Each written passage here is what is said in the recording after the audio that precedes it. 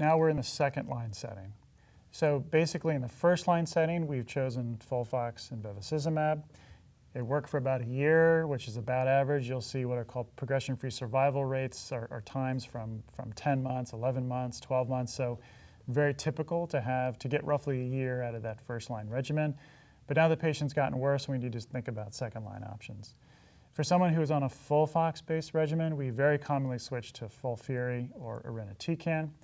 For someone who is on FOLFIRI or irinotecan, we very often switch to FOLFOX. So it's really A then B or B then A. And there's been trials showing it doesn't really matter which order you go in.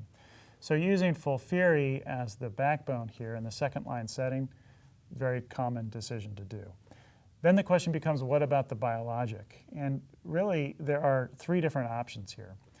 In this case, we've continued the bevacizumab, which is a very reasonable thing to do. It has level 1 evidence with the bevacizumab beyond progression trial, or treatment through multiple lines, where this was a large randomized study that showed a survival benefit to continuing the bevacizumab even though the tumor has worsened on first-line therapy. And the hazard ratio there was about 0.8, meaning there's a 20% improvement in survival. The other options would be to, for the biologic, would be to switch to zivaflibercept, and that's based on the VALOR trial.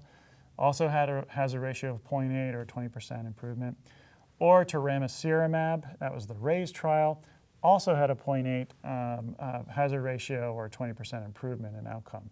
So any one of those three options is quite reasonable.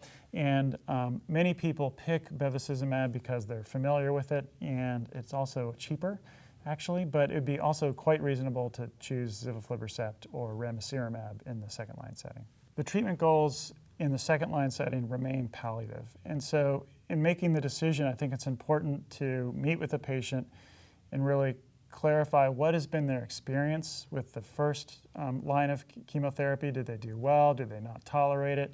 What is their quality of life? Some patients will not want any further chemotherapy, or they'll want to do a clinical trial or try some immunotherapy trial or something because they're just tired. You know, they've been coming to clinic, they've been getting these side effects for a year.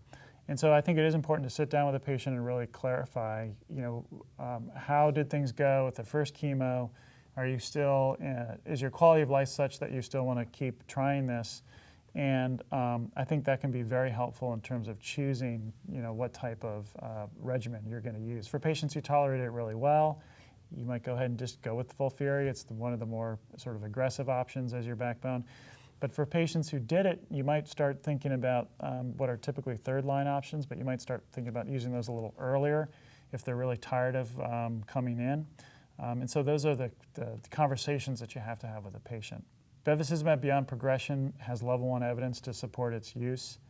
And basically, you have these other options, including zivaflibercept and ramucirumab, but all three of them have very similar outcomes, which is a 20% improvement and survival, and typically they're very well tolerated. So most people will continue some type of biologic in that setting, and recall that this is a KRAS mutated patient. So again, EGFR antibodies such as cetuximab and panitumumab are off the table, and also recall that this is a microsatellite stable patient or proficient mismatch repair, and so the PD-1 targeting agents are also off the table.